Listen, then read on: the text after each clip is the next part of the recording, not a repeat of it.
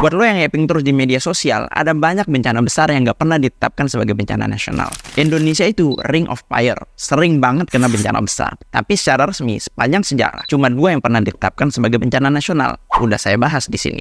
Tapi kenapa ada bencana besar tapi nggak pernah ditetapkan sebagai bencana nasional? Mari kita bahas.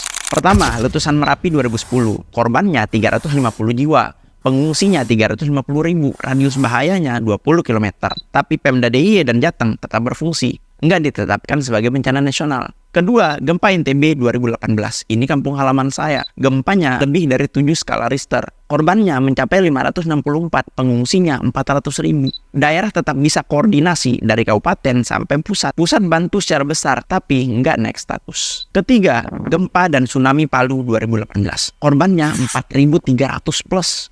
Terjadi likuifaksi besar, ribuan rumah hancur. Meskipun parah, Pemprov Sulteng tetap bisa bekerja dan nggak ditetapkan sebagai bencana nasional. Keempat, tsunami Selat Sunda 2018 juga. Korbannya 430 lebih, 22.000 pengungsi. Dampaknya besar, tapi wilayahnya terbatas. Pemda masih bisa berfungsi. Nggak ditetapkan juga sebagai bencana nasional. Kelima nih, kebakaran hutan 2015. 2,6 juta hektar terbakar, 43 juta jiwa terdampak asap. Tapi tetap nggak jadi nasional karena pemerintah daerah masih berjalan.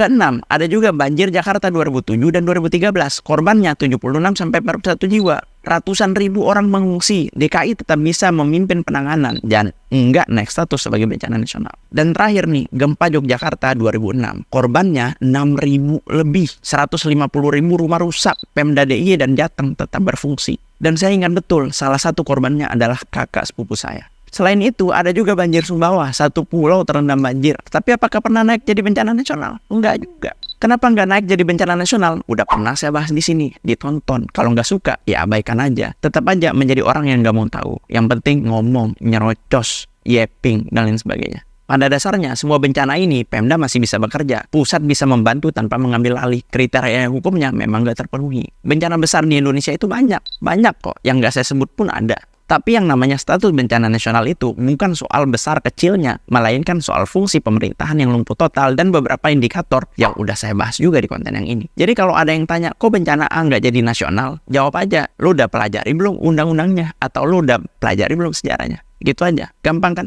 Kalau dia nggak bisa jawab, berarti memang dia cuma pengen yaping doang. Gimana menurut kalian? Jangan lupa follow.